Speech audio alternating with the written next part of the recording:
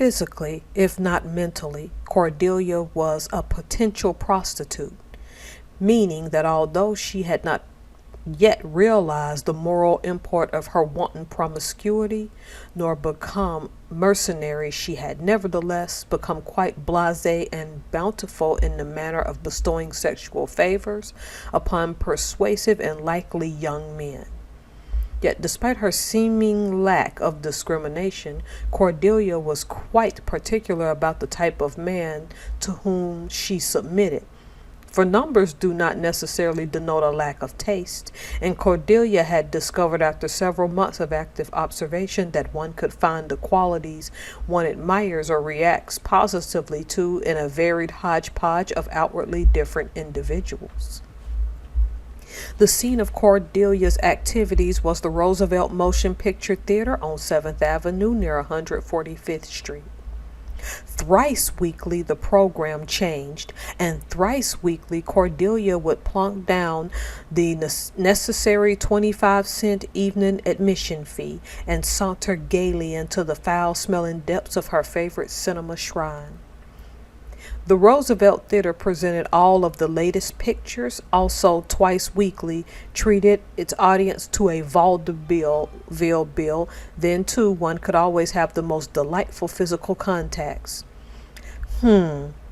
Cordelia had not consciously chosen this locale, nor had there been any conscious effort upon her part to take advantage of the extra opportunities afforded for physical pleasure.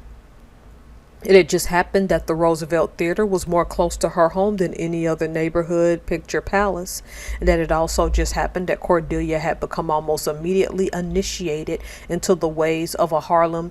theater chippy soon after her discovery of the theater itself.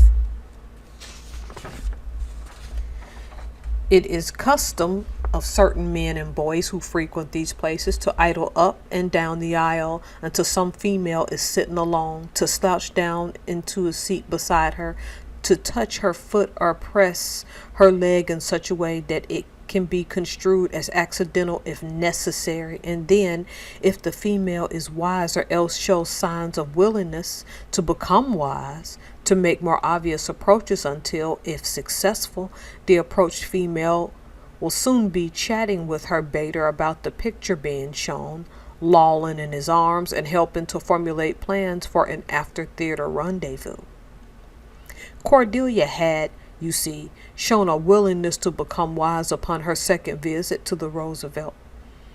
In a short while she had even learned how to squelch the bloated, lewd-faced Jews and eager middle-aged Negroes who might approach, as well as how to inveigle the likable little yellow or brown half-men. Embryo Avenue sweetbacks with their well-modeled heads, slickly plastered hair, flaming cravats, silken and rolled cloth shirts, dirty underwear, low-cut vests, form-fitting coats, bell-bottom trousers, and shiny shoes with metal-cornered heels clicking with a brave, blazing rhythm upon the bare concrete floor as their owners angled in search for prey. Cordelia, 16 years old,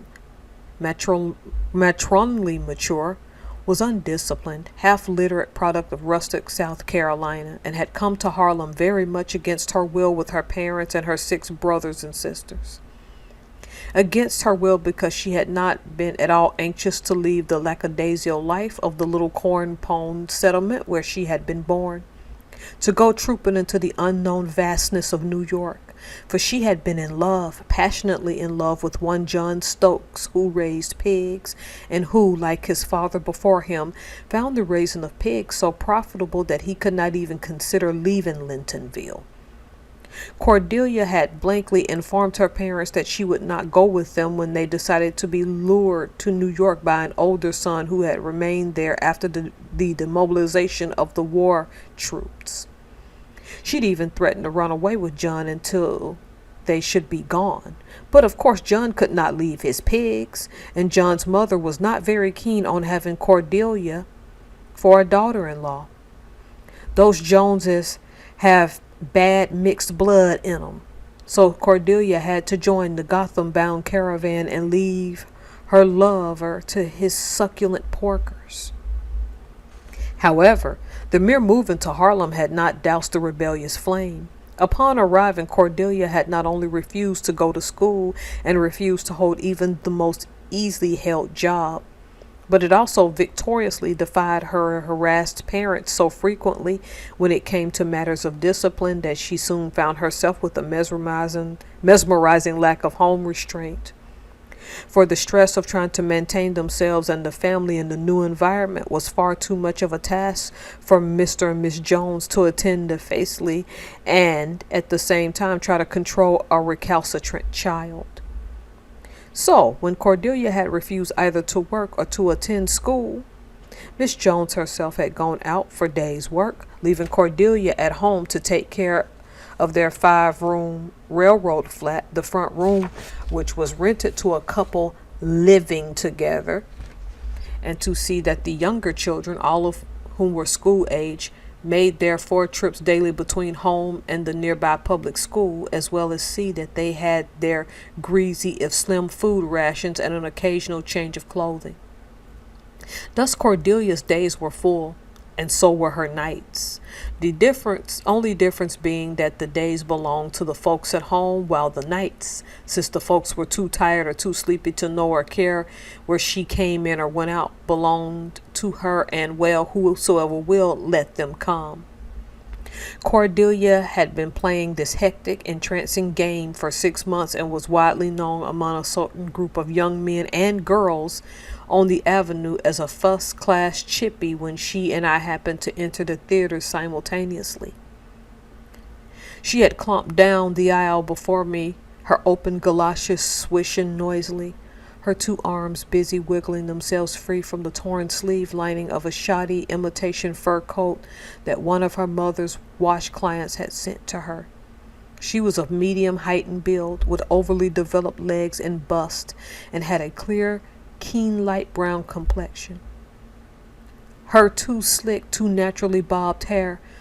mused by the removing of tight black turban, was of an undecided nature, i.e., it was undecided whether to be kinky or to be kind. And her body, as she sauntered along in the partial light, had such a conscious sway of invitation that unthinkingly I followed, slid into the same row of seats, and sat down beside her.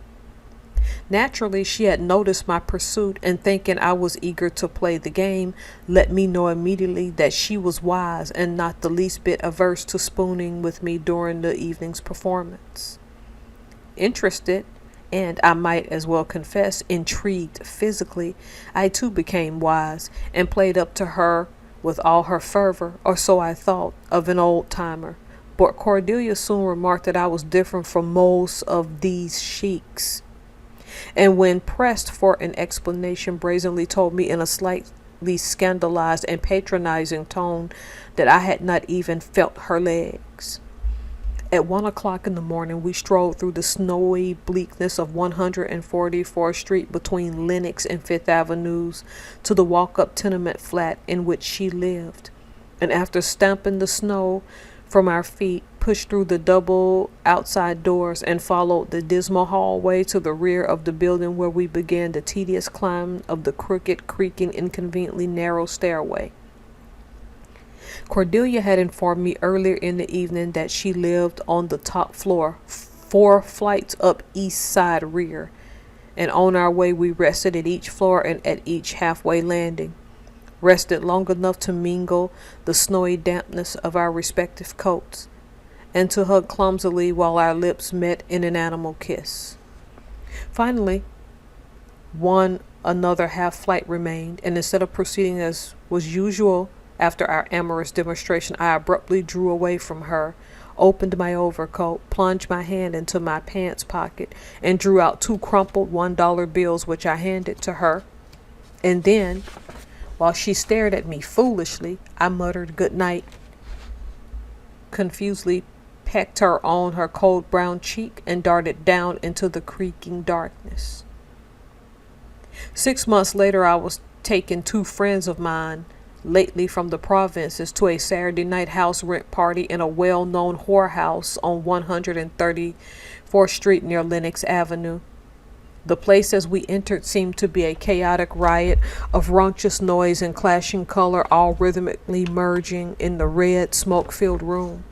And there I saw Cordelia savagely careening in a drunk abortion of the Charleston and surrounded by a perspiring circle of hand-clapping enthusiasts.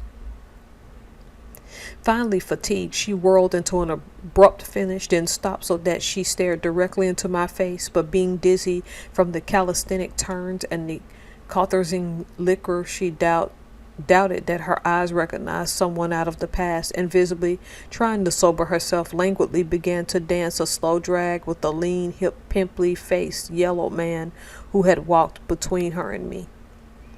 At last he released her, and seeing that she was about to leave the room, I rushed forward, calling Cordelia, as if I was not yet sure who it was.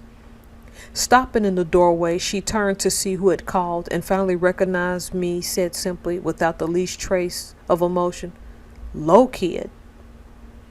and without another word turned her back and walked into the hall, to where she joined 4 girls standing there. Still eager to speak, I followed and heard one of the girls ask, "Who's the Dicty kid?" And Cordelia answered, "The guy who gives my first $2."